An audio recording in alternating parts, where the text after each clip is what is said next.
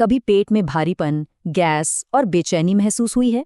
हम सब कभी ना कभी अपच या इनडाइजेशन से गुजरे हैं, है ना? और ये सिर्फ एक छोटी मोटी दिक्कत नहीं है, ये तो पूरा दिन खराब कर सकती है। पर क्या हो अगर इसका इलाज कहीं बाहर नहीं बल्कि हमारी अपनी रसोई और हजारों साल पुराने ग्रंथों में छिपा हो? खाना खाने के कुछ देर बाद ही पेट फूलने लगता है या दर्द होने लगता है। ऐसा लगता है जैसे अंदर सब कुछ ठीक नहीं है।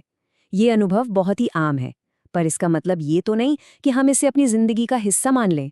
तो चलिए इस आम सी लगने वाली समस्या का हल ढूंढने के लिए थोड़ा समय में पीछे चलते हैं, एक ऐसे प्राचीन ज्ञान के खजाने की ओर जहां सदियों से इसका जवाब मौजूद है। ये है चरक संहिता, आयुर्वेद का एक बहुत ही अहम ग्रंथ और भारत की प्राचीन चिकित्सा प्रणाली की नींव। सोचिए, ये सिर्फ एक किताब नहीं है, ये तो अच्छी सेहत के लिए एक पूरा ब्लूप्रिंट है।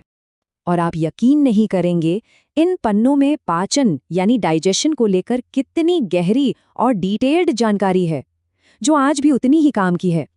इसमें साफ साफ बताया गया है कि हमारा शरीर खाने को कैसे पचाता है, और जब ये सिस्टम गड़बड़ा जाता है तो असल में होता क्या है। तो आखिर इस प्राचीन ज्ञान के हिसाब से पेट गड़बड़ होता ही क्यों है? आइए इसके सबसे जरूरी कॉन्सेप्ट को समझते हैं। सब कुछ टिका है एक कॉन्सेप्ट पर, जिसे कहते हैं अग्नि या जठराग्नि।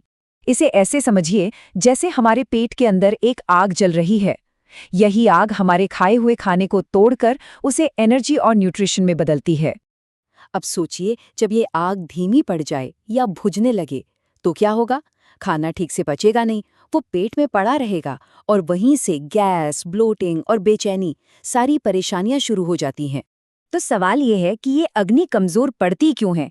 पुराने ग्रंथों के हिसाब से इसके कुछ आम कारण हैं, जैसे बहुत ज्यादा भारी या तला भुना खाना, गलत फूड कॉम्बिनेशन, और हाँ, ये काफी दिलचस्प है, तनाव में या ध्यान भटकाकर खाना खाने का भी सीधा असर हमारी पाचन शक्ति पर पड़ता है। ठीक है, तो हमें समस्या और उसकी वजह दोनों समझ आ गईं। अब बात करते हैं समाधान की। और अच्छी बात यह है कि इन्हीं ग्रंथों में बड़े ही आसान और प्रैक्टिकल इलाज भी बताए गए हैं। इन इलाजों की सबसे खास बात पता है क्या है?